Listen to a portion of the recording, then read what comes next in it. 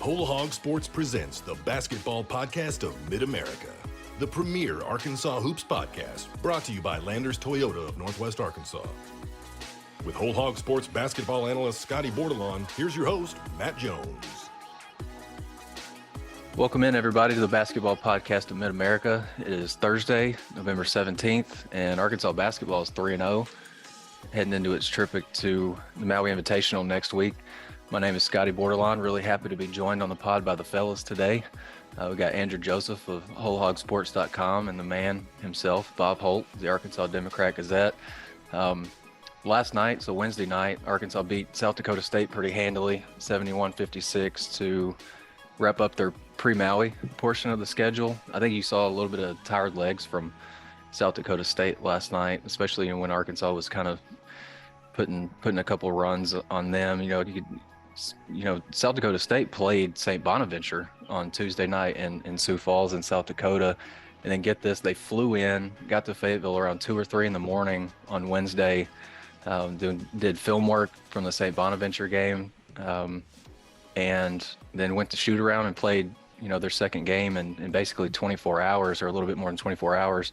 But Arkansas looked fresh for stretches of the game at least, and maybe, as good as they have to this point in the season. But I think the obvious place to start recapping that game is with what I think we can all agree is probably the dunk of the year, not just in college basketball, but just college or in basketball in general from Trevin Brazile. I think the greatest compliment that I can give that dunk or that play is that it was one of the rudest dunks that I've ever seen. I told Eric, I asked him about the dunk after the game, and I was like, prefaced it by saying I'm a pretty young guy, he's 29, but that was what Trevin did, after he faked that dribble handoff to Darian Ford, turned the corner, and then he coiled the ball in his right arm and was just like, the ball was at the top of the square, really, when he was beginning like the downward motion to really send that guy to the core of the earth. I mean, it was pretty crazy to me. Maybe one of the best in-game dunks I've seen. What was you guys' reaction to that, or your viewpoints? Bob, I know you've covered Arkansas basketball since '81. You've probably seen some pretty crazy dunks in your time. But what was y'all's thoughts on it? Yeah, it was just so powerful, and I feel kind of bad for number 33, whose name escapes me. But hey, in a way, he's kind of been immortalized. And right. He's a freshman. Of course, Trevor's just a sophomore. But yeah, I remember in the early days covering Arkansas basketball in the early '80s. Alvin Robertson and Darrell Walker. They were both. I think Alvin 6'3", Darrell 6'4". But those guys could dunk, and I have these memories of them just abusing. Especially against some non-conference teams, they didn't have guards who could match up with 2 first-round draft picks like Alvin and Darrell, and those guys would steal the ball and just come down and have some thunderous dunks in Barnhill, and the crowd would go, crazy. Of course, I think we all remember Michael Qualls. That's probably the most impactful dunk I can remember. The putback dunk that beat Kentucky in overtime, and what year was that? Was that? I think it was 2014. I think it was 2014, and then they beat them later in overtime in Rupp. But those Kentucky guys got caught watching the paint dry, and Qualls went in there and just slammed it home. No doubt. Yeah, that was a great dunk. Of course, Daniel Gafford could really dunk, but Trevin, I'm sure Missouri fans are seeing, because that, like you said, that thing just. And I'm not a social media, expert by any stretch, but I know last night you guys were talking. I mean, Magic Johnson was tweeting about it, or LeBron James, Kendrick Perkins, the old Oklahoma City player who's a ESPN analyst now, and I guess SportsCenter have called it the number one play, top 10 play of the day, and that thing's going to have a long shelf life, I think, and I say Missouri fans probably watch that and just think, oh man, that was our guy, it was a very memorable play from kind of Arkansas played well, and like you say, I give South Dakota credit for playing 2 games. Basically, NBA teams, that's the back-to-back things they do sometimes, but that was just a really memorable play from just probably an otherwise kind of a nondescript non-conference game.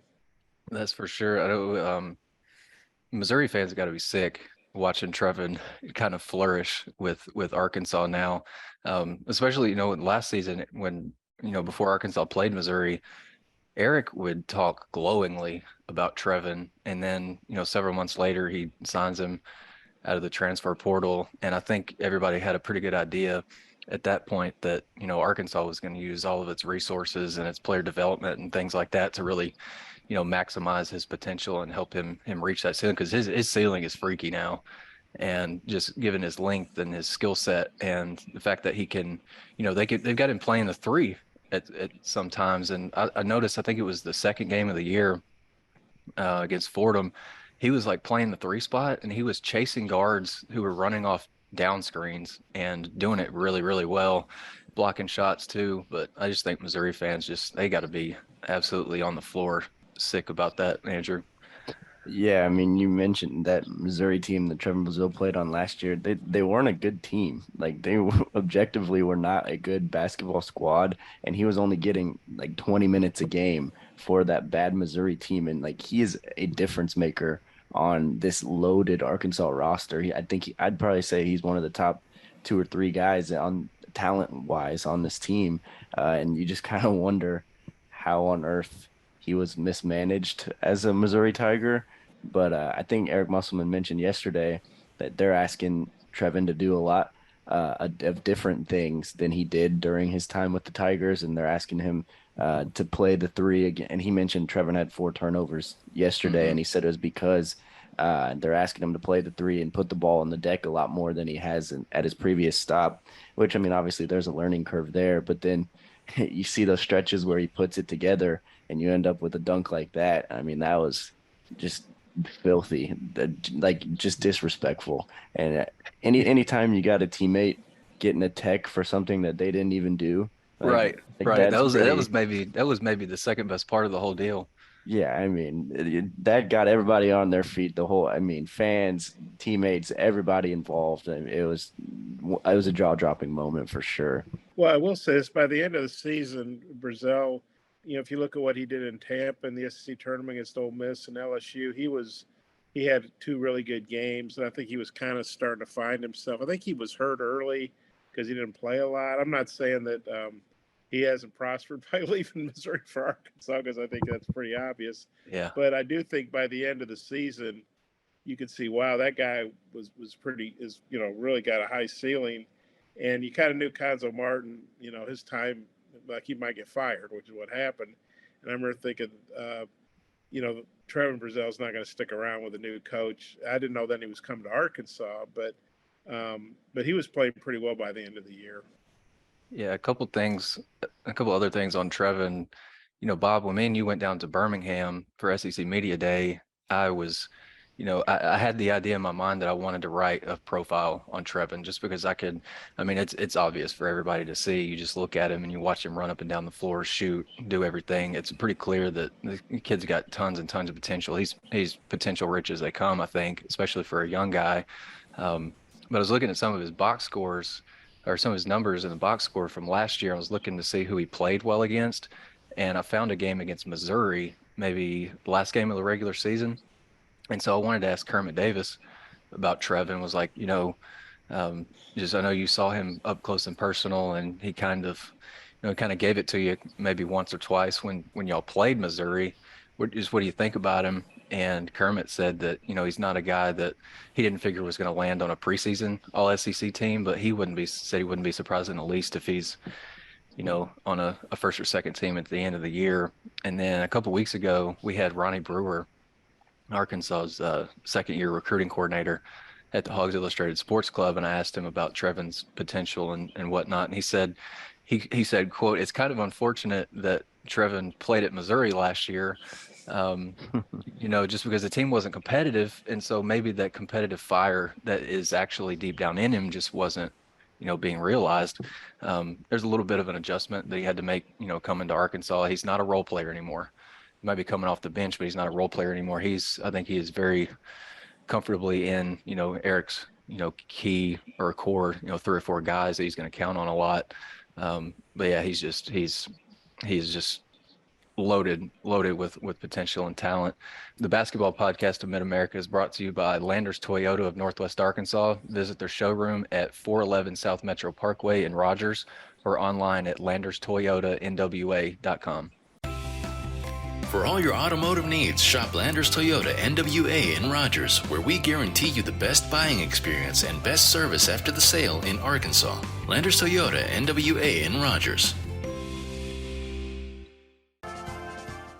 WholeHogSports.com has the largest, most experienced staff of reporters covering sports in Arkansas. Football, basketball, baseball, recruiting, and more. You'll find it at WholeHogSports.com. The website includes up-to-minute news, daily commentaries, and award-winning photography from the staffs of Hogs Illustrated and the Democrat Gazette. For subscriptions, call 1-800-757-6277. That's 1-800-757-6277. Or visit us online today. WholeHogSports.com.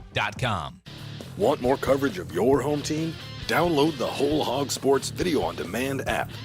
Check out the Fan Zone and get up-to-the-minute videos, podcasts, and features on football, basketball, baseball, recruiting, and more. Search for Whole Hog Sports on Apple TV, Roku, and Amazon Fire at home. And take it with you on the go by downloading it for your mobile device in your app store. The Whole Hog Sports Video on Demand app. Get it today.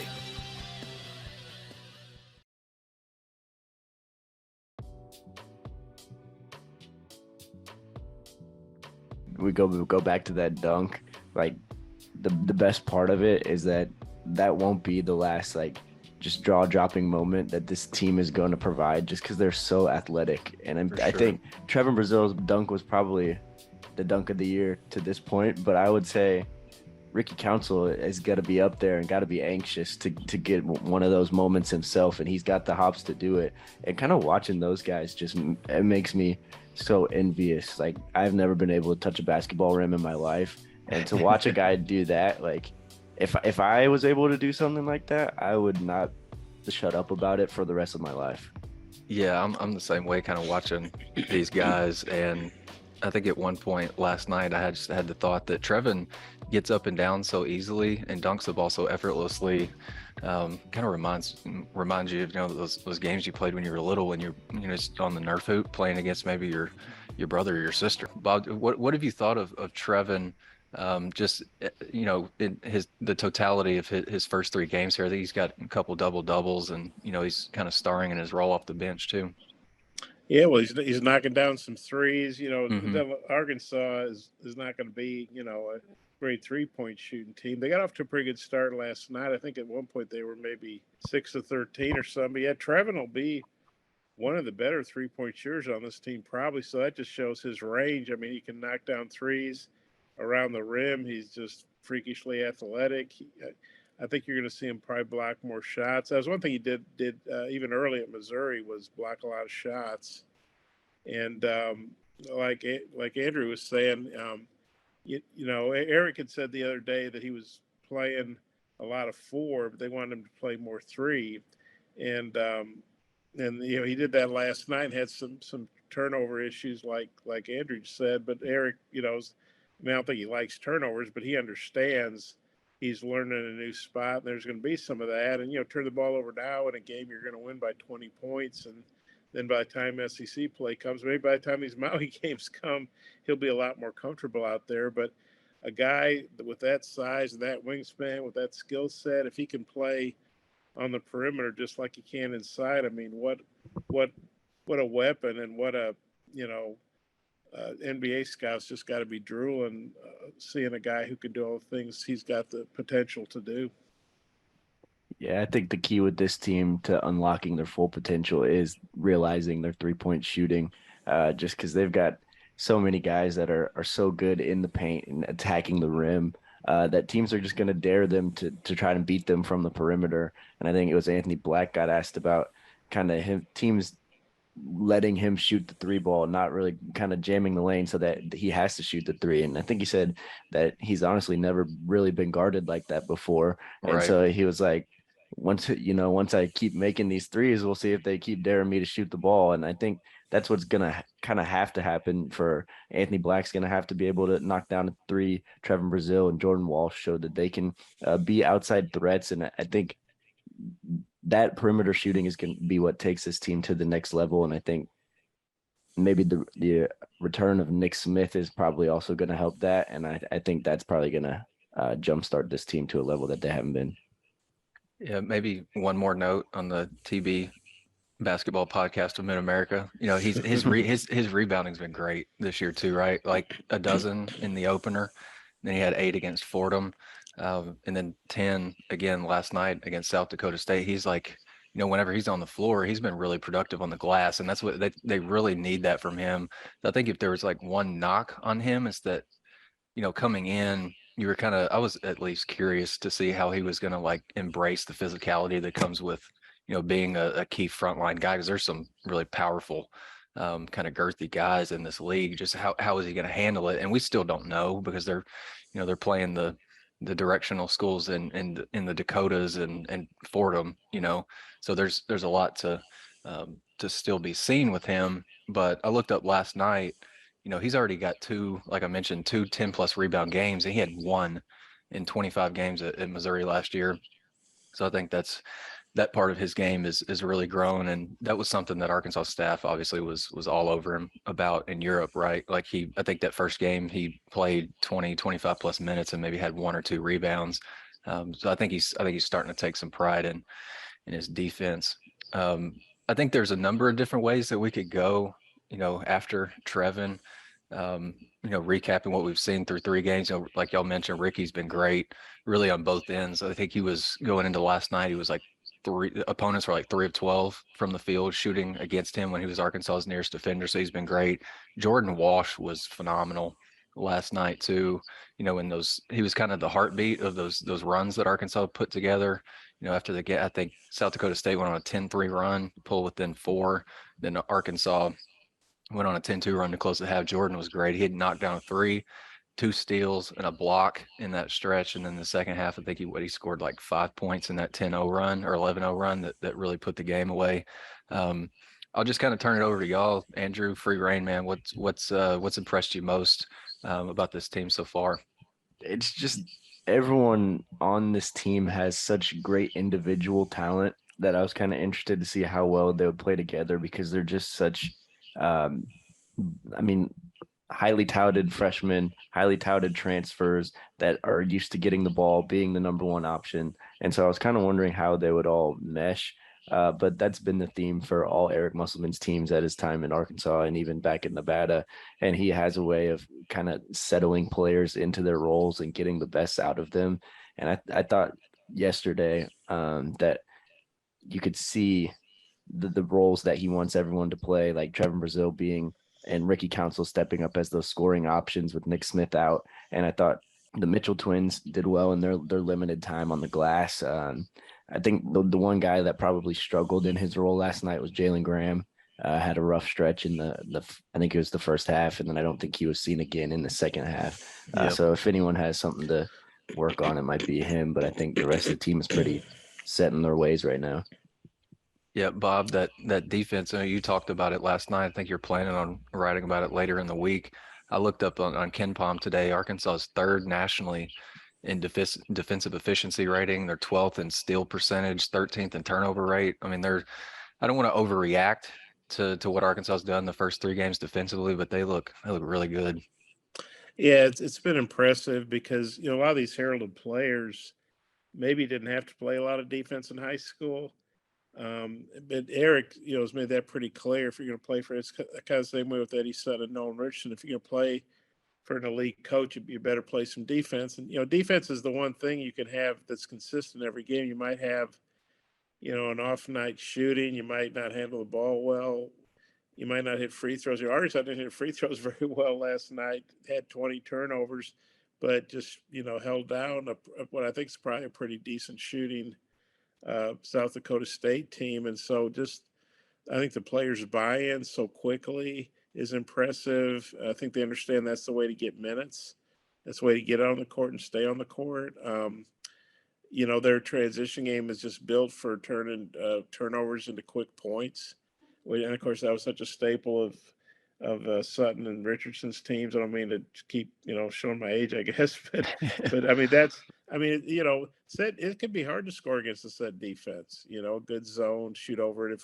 But you get out in the open floor after turnover, and they've gotten steals, but they've also played good half court defense. The length Yeah. comes into play. They just got so much size, and of course the Fordham game, 30 turnovers, and so yeah, this is that they've gotten off to a great start defensively, and it's only going to get better, I think. Been pretty impressed too with Arkansas's 3-point defense. I think, I left Austin on October 29th after they got, handled down there in the Moody Center. And Texas wasn't like this great, high volume 3-point shooting team, but they were, really, really efficient from 3-point range. I think they finished like 10 of 16 or something like that in that game. And I'm wondering, what their perimeter defense is going to look like. And I had some questions, coming into the season about that, because at least from what I saw at Texas, something I noticed in that game was that, Anthony Black, I think, could be a terrific perimeter defender. His length, he's so big on the ball. Eric talked about that a lot last year with Stanley Amude, and that's what made him so great, as a perimeter defender, and just a kind of not blocking shots necessarily, but just altering shots. He was great at that. But I think it was going to take some time for a guy like AB to, grow accustomed to the savvy of some of these college guys. Like, they know that he's a young guy and that he has the ability to block perimeter jumpers. Eric talked about that a lot after the red-white game, I think, because he blocked at least 2 of Nick Smith's shots, jump shots.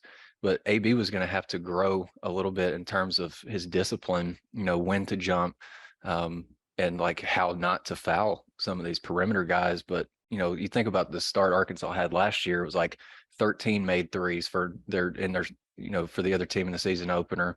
And then was it Northern Iowa that hit 17, right? They came in here and hit 17. Mm-hmm. Next game, next opponent hits 13. This year, Arkansas's 3-point defense, I think the opponents are shooting like under 25% from 3. I think, Arkansas that'll play. And I think that's a really big deal for Arkansas staff, just to make sure, especially since Arkansas's 3-point shooting on the other end has been, is a little bit suspect. And you're trying to find some answers there. I think they've placed a really big emphasis on 3-point defense, and it's really showing so far. Yeah, speaking of Texas, I think they had 13 threes and drubbing Gonzaga last night in Austin. So yeah, Texas, has some good shooters, and not that Arkansas couldn't have played better 3-point defense in Austin, but I think you have to give Texas. They ran into a pretty good team that day on the road, and young guys playing away from home for the first time and all that. Thankfully for Arkansas, it was an exhibition game, but I think that defense is going to help carry them all year, and that's just something that can be real consistent. And obviously, they're going to face bigger and better teams in Maui and SEC and Baylor and OU and all that. But it's pretty impressive to me that early on these guys have bought in, and so much of what Eric talks about, their defense is a lot of drill work and practice, which can be not the most exciting thing. I mean, guys want to get up and down, they want to scrimmage, all that kind of stuff, but it's kind of like in football. It's that fundamental. It's the technique. What is the hand in the eye? Is that what they're always talking about? That's it. The bricks, and all that. And you can see that. Like I say, it's impressive to me that young guys have that much buy-in this quickly. Early in their careers, and they can put that. I guess I'd call it mental toughness on defense into play with. The athleticism you have and the length you have with guys like Anthony Black and Trevor Brazile and, Ricky Council. I mean, they just that's the one. I remember that was the one thing that really struck me when we got to watch them practice, was they made the court look so small. Right, for sure. Because their length was so good, Yeah, I think the way this roster is constructed, the defense was at a premium when they were putting this roster together. And when you look out on the perimeter, and you've got Anthony Black, Ricky Council, Devo Davis, and Jordan Walsh all locking your guys up, like, that's just a nightmare scenario for any opposing coach. And I think that those guys are just, for lack of a better term, just defensive menaces. Like their combination of speed and size it makes it nearly impossible for them to get beat off the bounce or even pull up and over, because you can't shoot over them because they're so long. And I just think they're going to give opposing offenses a headache, and that they're probably defense might be one of their best forms of offense because they're going to force so many turnovers and they're so good in transition.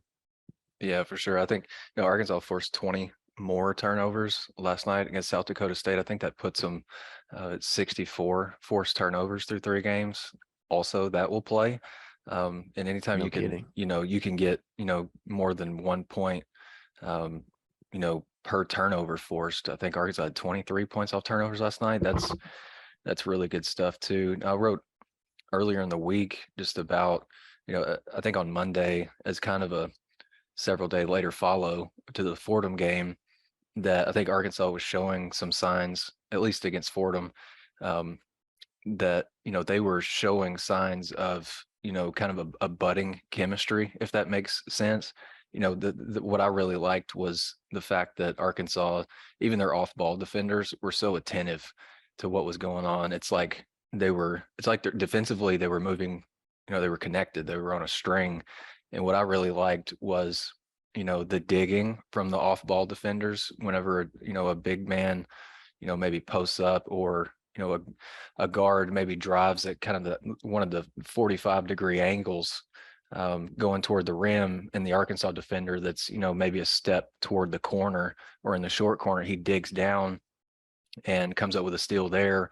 Or if the ball handler goes down that 45-degree angle and spins toward the middle of the lane, that helped defender maybe from the top of the key or from the left wing would dig down and come up with a turnover too. That stuff right there is really impressive. And then, just Arkansas, I think defensively has become one of the best defensive programs in the country. Just because of their toughness and their willingness to get on the floor for loose balls and go grab 50-50 balls. And what I really liked was the want to get on the ball when the ball was free. And Arkansas several times, several of the guys had the wherewithal to not only get on the floor, but while they were diving on the floor, look up for a teammate and then tap it to them and kind of kickstart a transition opportunity there. That's kind of the stuff rattling around in my brain that I'm kind of like, I'm watching it happen, and you're seeing Arkansas have so much success doing this. And then there's, a number of other things they're doing really well. I'm just like, damn, this team's pretty good, but I don't know if I'm overreacting at all to that. Do you think I am overreacting to that a little bit, or like, are you guys kind of I having don't some of the think same so. thoughts? I think when a team comes in with that high of expectations, like it's only natural that you expect them to perform well. And then once you see them play at the level that they've been playing at, I mean, they haven't really let down those expectations at all. Like they're 3-0. The games haven't really been that competitive. And I think once they maybe play some higher level opponents, you'll get a better gauge for where this team's at. But I think right now there's really not a whole lot that you can complain about if you're a Razorback fan or a Razorback coach. Yeah, Bob, is there any areas of concern with this team for you through 3 games? Well, I think their perimeter shooting. I think I don't know if it's a concern but you just have to understand that they're not going to go out very often and beat people through their shooting. I am a little concerned about their free throw shooting because Eric's teams have always been really good at getting to the line, and then once they get there, they've been pretty good at converting. This team seems like it's going to be pretty good at getting to the line, but I think they have to, you'd like to see them convert at a higher rate. Obviously a much higher rate than last night. But so those would probably be 2 concerns, and also the turnovers. They need to clean that up. And I think Right. it's like Eric said, 20 turnovers. I'm trying to think of one that I felt like was forced, like where somebody had the ball taken from them. I mean, maybe a couple of times, but a lot of them were just like self-inflicted wounds, as Eric, pointed out. And that really goes back to, I think they had 86 turnovers in 4 games in Europe. And a lot of that was, the first time these guys were playing together. And one of those courts, the lines are so weird. I didn't know what the heck was in bounds and what was out of bounds. Mm-hmm. I guess they played a lot of different sports on that court. But I think they need to clean up the turnovers. Work on their free throws some more. I mean, they work on them every day in practice. We know that, but that's something that could bite them in some close games if they're shooting 60% or 57% or whatever from the free throw line. But and talk about their defensive play. I can't remember if it was during the run at the end of the first half or the start of the second half, but I think it was Anthony Black deflected a ball like it was like a pop up. It was way up in the air, and somebody, I think Brazil maybe got it to counsel for a dunk, or I can't remember the exact seats, but I remember Anthony Black deflected it way high and it started a fast break, and I've never seen a deflection go that high in the air that I can remember. If you guys remember that play, it was kind of a wild play, but it ended up in a fast break basket for him. All right, up next for Arkansas, they got 3 games in Maui. I believe I've got it right. The team's flying out on Friday, so they got a fairly quick turnaround, at least travel-wise. Obviously, a really big stage for this group. You're in the showcase event during Thanksgiving week, feast week, hands down, I think one of my favorite times of the year, because you got some really good basketball on to keep you from getting some work done during the day. That's always fun. But Arkansas's got Louisville up first. I think they're 0-3 to start the year, 3 1-point losses. They play Louisville on Monday at 4 on ESPN2, then either Texas Tech or Creighton the next day, either 7 or 1:30 on ESPN or ESPN2, just dependent on the outcome of Monday's game. Just real quick, what are y'all expecting from Arkansas on this trip outside of the team getting surfing lessons from Eric and Gus Argenal? Well, I think it'll be really good for them, whatever happens. They're going to be playing some high level competition. Louisville is 0-3. Eric and I guess it was Anthony and who else did we get last night? Oh yeah, Devo, that's right.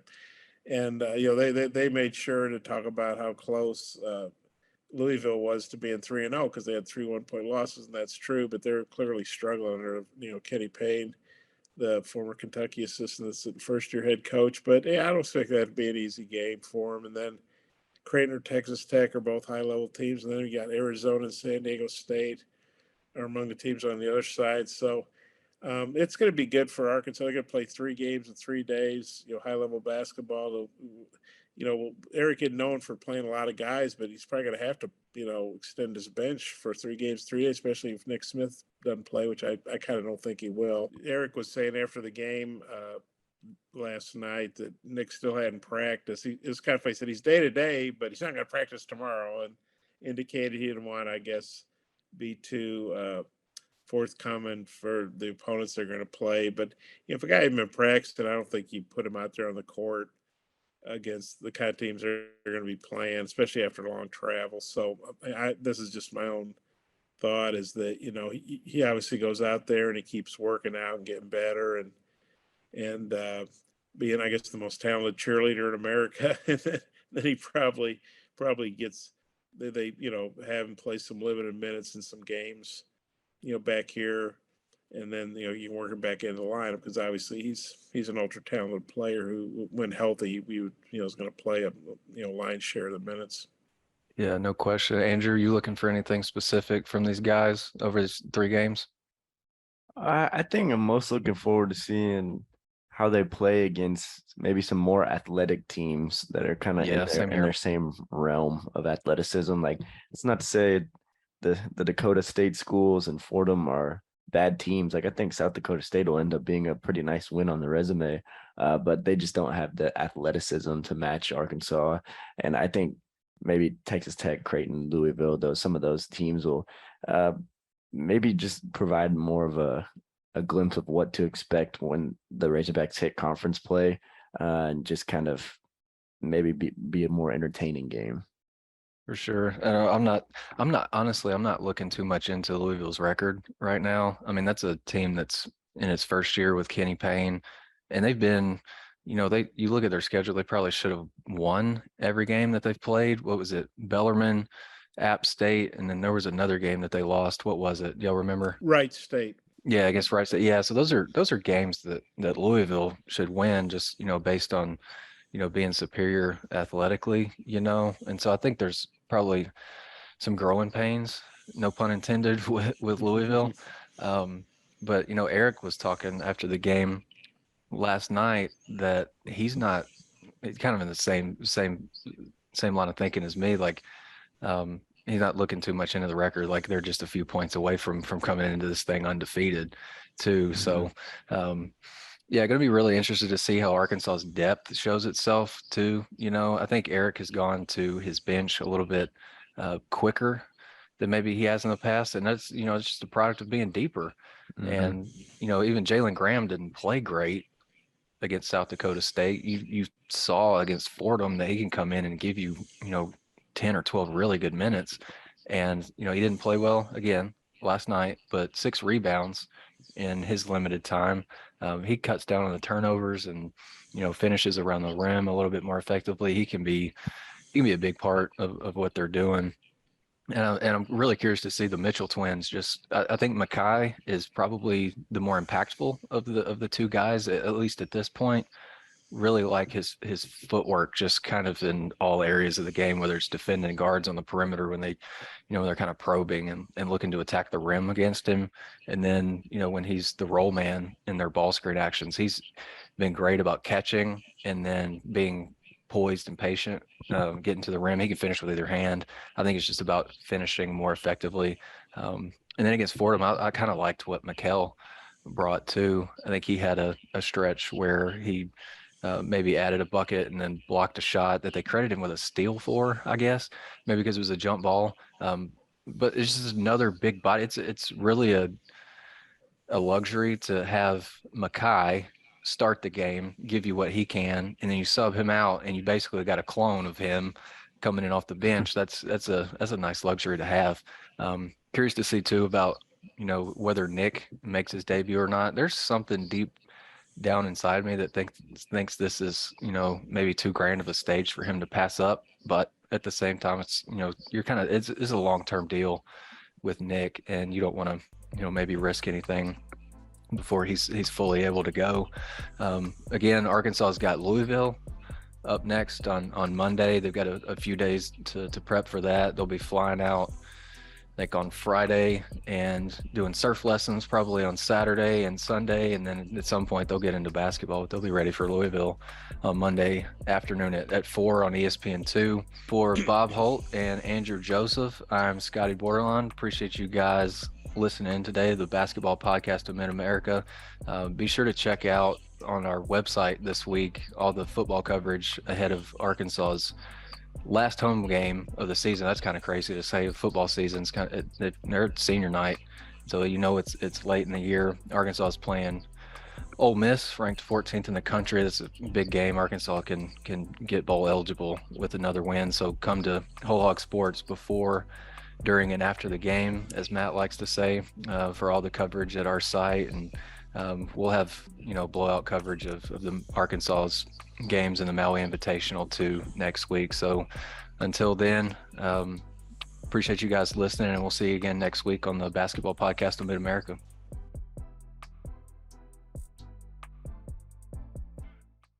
The proceeding has been a production of WholeHogSports.com. Look for our latest podcasts on Apple, Spotify, or your favorite podcast store. And visit us anytime at WholeHogSports.com for the latest news and commentary.